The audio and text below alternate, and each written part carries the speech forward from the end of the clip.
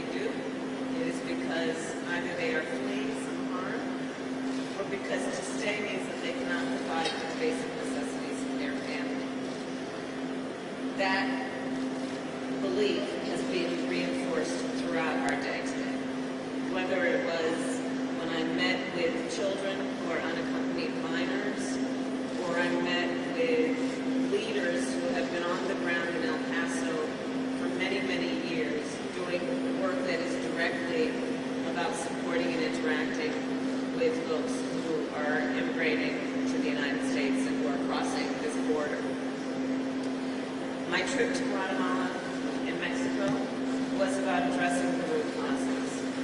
The stories that I heard, the interactions that we had today, reinforce the nature of those root causes. Lack of economic opportunity, very often violence, corruption, and food insecurity, and basic needs not being met, including fear of cartels and gang violence. So the work that we have to do is the work of addressing the cause, the root causes. Otherwise, we will continue to see the effect of what is happening at the border. It is going to require, as we have been doing, a comprehensive approach that acknowledges each piece of this.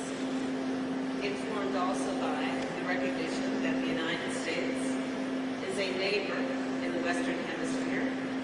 And not only do we have a reason to concern ourselves with the root cause issues because of what we see at the border, but also because we live in that neighborhood, the Western Hemisphere. And like anyone living in a neighborhood, one must understand and see the effect and the relationship between fellow neighbors. So that's the work we've done. I want to, in particular, recognize Secretary Mayorkas, the time that we spend with the dedicated men and women of CBP really has reinforced the work that Secretary Mayorkas has done in terms of bringing technology, bringing resources, bringing professionalism and support to the men and women who are on the ground doing the job every day. I commend all of them for the success that they have seen thus far. We call it progress. We're not exactly where we want to be yet, but we have seen extreme progress over these last few months because of his dedication and his efforts. So with that, I want to also make a point. You know, when we have this conversation about what's happening at the border, let's not lose sight of the fact that we're talking about human beings. Let's not lose sight of the fact that we're talking about stories that, as the bishop shared and many of the community folks shared, involve horrendous tales of abuse and fear and harm, not only for folks who are coming here in their home country experiencing that, but along the path of their migration. And so let's recognize with a sense of humanity that these issues must be addressed in a way that is informed by fact and informed by reality and informed by perspective that actually is dedicated to addressing problems and fixing them in the most constructive and productive way. The President and I are absolutely committed to ensuring that our immigration system is orderly and humane, and I do believe that we are making progress in that regard. So with that, I'm going to now introduce the Secretary of the Department of Homeland Security, Ali Mayorkas, to make a few comments.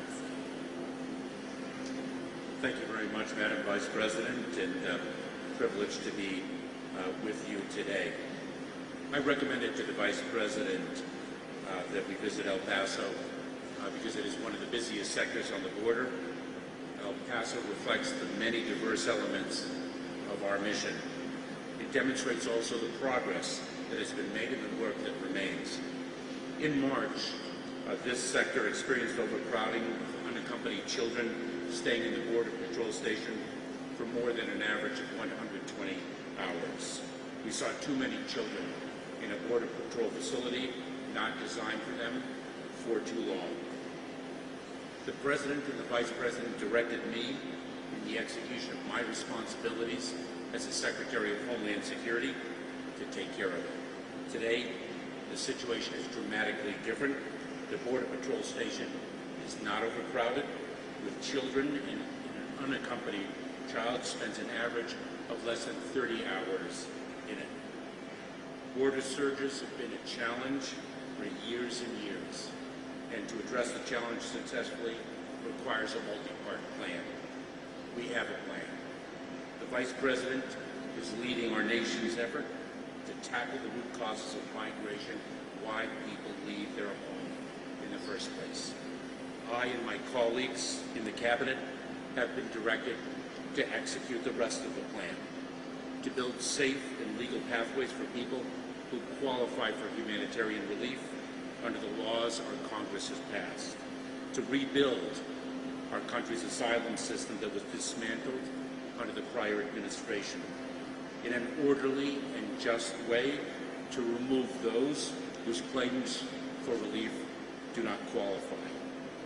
I am immensely proud to lead the workforce, the men and women of DHS, in executing our responsibility to secure the border and execute a safe, orderly, and humane process as the President and the Vice President have directed.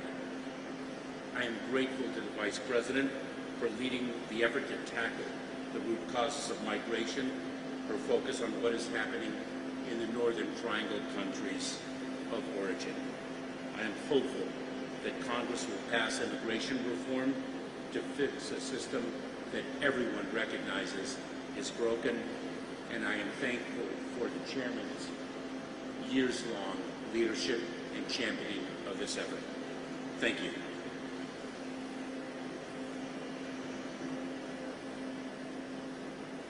For several years, I served in the Senate with Kamala Harris, Senator from California. We worked on many issues together. There was never a doubt in my mind when it came to the issue of immigration that we were of the same mind as to what America needed to do. When she was given an opportunity to join President Biden in leading this country, she was also given an opportunity to use that commitment to immigration to solve one of America's hardest political problems. Her attendance today in El Paso is an indication of her caring and her commitment to meaningful immigration reform. And I want to join her by saying that the Congress needs to do its part when it comes to immigration reform. It has been 35 years since we've had an immigration bill. Everybody complains about the immigration system, and they should, it's broken. But when it comes to dealing with it, many of the folks in the Senate and the House don't want to lift a finger. We need a bipartisan effort to come up with a meaningful, humane, sensible immigration policy in America. I want to salute the Congresswoman, Veronica Escobar. She and I have discussed her vision of immigration reform. I believe she's moving in the right direction in terms of dealing not only with the challenges of today, but what our nation looks like tomorrow. It was an honor to be back here in El Paso with the Vice President. I thank her for the invitation today, and I let the Congresswoman at this point say a few words. Thank you, Chairman, and thank you so much, Madam Vice President, for being here. It's been an incredible honor and privilege, and I'm so grateful that you accepted my invitation. And Secretary, thank you for your incredible leadership and partnership. You know, El Paso has been central to so much of what we have seen for decades when it comes to immigration. And I feel very hopeful because for the first time in at least 4 years, we have an administration interested in addressing this significant challenge in a multifaceted way. But it starts with the work that the Vice President is doing in addressing root causes. But the work doesn't begin and end with her. As the Chairman mentioned, Congress has an important role. In the House of Representatives, we have passed legislation. We are also working on passing the U.S. Citizenship Act, and we've got to get the Senate and support from the Senate to make this happen. Even then, the work is not over. We have to completely re-envision the way that we migrants at our nation's front door. All of this will take time. All of this will take a commitment, but we finally have a president and a vice president who have that commitment, and they are in it to create permanent, meaningful change, positive change. El Paso is the perfect place for the vice president to continue on her exploration of the issues around why people are leaving their country. In our community, we have not just a central processing center that addresses those arriving at our front door, but that often receives migrants from other sectors. We also have an emergency influx facility. We have licensed shelters. We have a robust NGO group of organizations working together. And so I'm very proud that El Paso, a place that has always met our nation's challenges with grace, goodwill, compassion, and kindness, that we were the site of the Vice President's visit, and we stand ready to work with her. Thank you. Your critics and even some of your allies are referring to this trend as a check the box visit to the border that will have an impact on immigration policy. What did you intend to achieve with this visit? And how do you respond to Republicans who say you should have visited an area along the border that is experiencing more acute immigration problems, such as the Rio Grande Valley? So first of all, what is happening here in El Paso really is, in many ways, highlights many of the facets on the issue of immigration. It is here in El Paso that the previous administration's child separation policy was unveiled. And so we've seen the disastrous effects of that right here in this region. It is here in El Paso that the return to Mexico policy from the previous administration was implemented. We have seen the disaster that resulted from that. Here in El Paso, we've also seen great work happening through the Department of Homeland Security under the leadership of Secretary Mayorkas and the work of the men and women of Customs and Border Patrol. They have instituted technology that over the last couple of months has expedited in a very significant way processing of people who are arriving at our border. We are seeing here in El Paso unaccompanied minors who I spent time with, who are filled with optimism, but they are without their family, young children. They're being processed through the system. But it really does speak to also the humanitarian nature of the work that must be done when we are looking at young children who are not with their families and thinking about how we are going to institute a humane and comprehensive system that addresses that. So this has been a very important trip. This has been a trip that also is connected with the obvious point. If you want to deal with a problem, you can't just deal with the symptom of the problem. You got to figure out what caused it to happen, which is why, after taking a leadership role on root causes, one of the first trips I took was to Guatemala and Mexico to see on the ground there what is happening in terms of the concerns about everything from corruption to food insecurity to the lack of opportunity for indigenous people, Afro-descendants, women, doing the work of seeing firsthand the challenges that that country has faced because of extreme climate conditions, and addressing then America's priorities, again, as a neighbor in the Western Hemisphere, focusing those priorities on the actual root causes so that we can, by inference, have an impact on the effect. And I'm very excited about the potential, as we have talked with these congressional leaders and with the Secretary. The focus that we have placed on the root causes includes bringing together CEOs from some of America's largest corporations, bringing together some of the world's largest foundations based here in the United States, bringing together civil society, and working on a comprehensive approach that is our administration's resolve toward the overall issue, which is root causes, and then deal with what's happening at the border. And again, I will say that Ali Mayorkas is doing an extraordinary job boots on the ground here at the border, implementing reforms within the Department of Homeland Security that are clearly having an effect of expediting in a fair and judicious way the folks who are arriving. Here in El Paso and many other border cities, people's lives and families are spread across both sides of the border, and those lives have been interrupted over the last 15 months with the pandemic border restrictions. So I'd like to know, where do the plans stand on reopening the border, and is there a target date? Also, is there more plans for vaccines to be sent to Mexico, and what is your plan to distribute those vaccines equally across the entire border? So thanks very much for the question. We're very sensitive to the issue that you raise.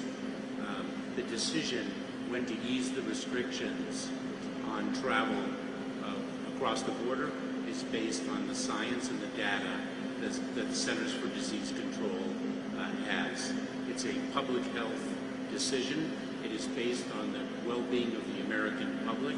We are mindful of the economic consequences of the restrictions that currently exist, and those will be eased as the public imperative dictates. Why are non-citizen Mexicans who hold visas not able to come?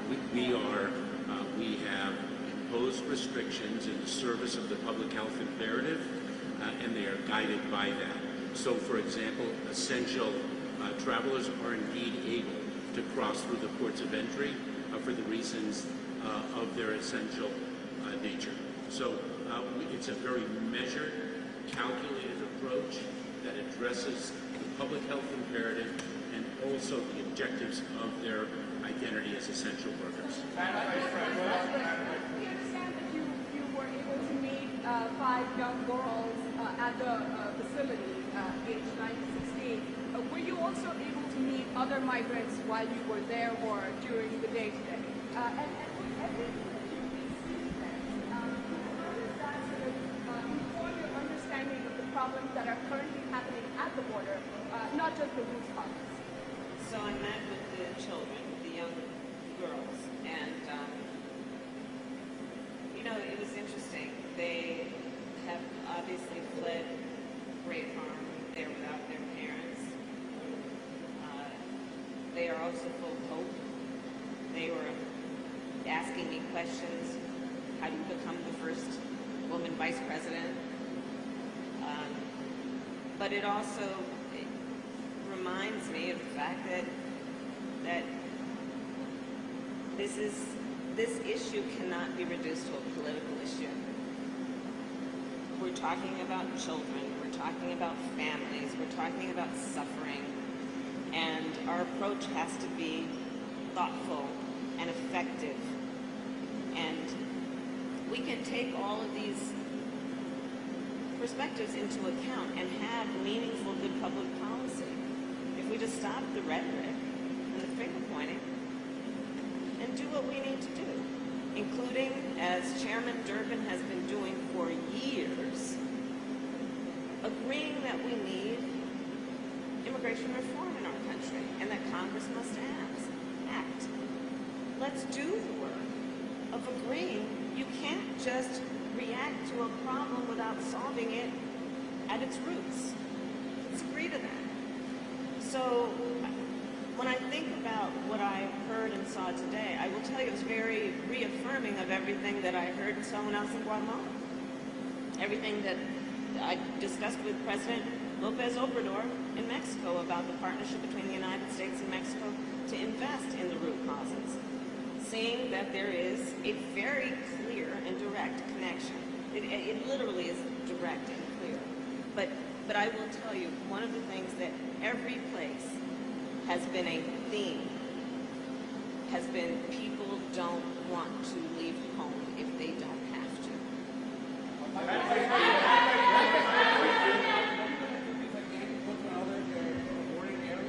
Are you going to meet with other leaders or community organizations that are maybe have a different point of view, different perspective, even GOP leaders?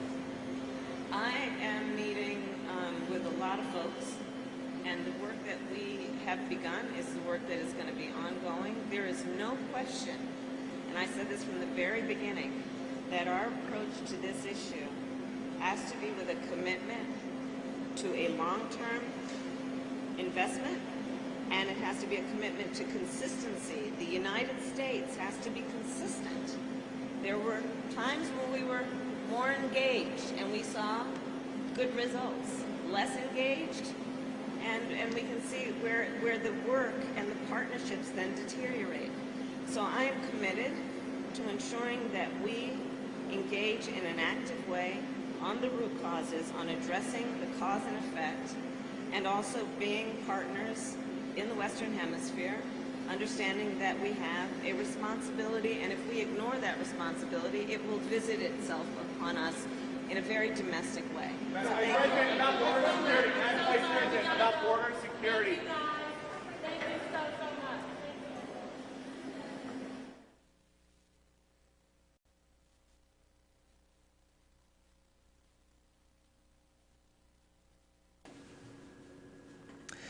Good afternoon, everybody, and thanks so much for joining us here on KXAN Live. I'm Will Dupree. We've just reached the conclusion of Vice President Kamala Harris's remarks. This is after she toured several border facilities, met with unaccompanied minors at one of those particular facilities, and had a roundtable discussion with some different shelter and legal people who are working there at the border on these particular issues, and other faith-based non-government organizations. That conversation happened just a little bit earlier today. She is now going to be headed to Los Angeles to continue a trip. So this was her visit to the border facilities there in El Paso. Again, she visited a port of entry facility and had a conversation with 5 unaccompanied young girls. And despite this trip, it is being met with lots of criticism, a lot from Republicans. We did receive a statement on this trip from the Republican National Committee, and I want to bring that up right now really quickly. This is from spokesperson Michael Joyce. He said, quote, "By selecting to visit El Paso, Kamala Harris chose the most politically friendly area of the southern border to salvage her own image. Unfortunately for Texans who live in the heart of the Biden border crisis, hundreds of miles away in the Rio Grande Valley, they aren't afforded the same luxury of avoiding this crisis that Biden and Harris created." Obviously, there was a lot of political posturing on both sides to define what this trip is and the issue that still remains there on the border with Mexico. We should note that next week, former President Donald Trump will be at a border event with Governor Greg Abbott. They're going to hold a town hall on a cable news network. So we will be continuing our coverage of this very issue. More information about Kamala Harris's visit to Texas today is available on our website right now. That's KXAN.com. And on the KXAN News app, please download it on your smartphone if you haven't done so already. Thank you all again for watching. I'm Will Dupree in the KXAN Live Studio. We'll see you back here throughout the day with additional updates, so please stay with us. Everyone out there, please take care, stay safe, and be healthy.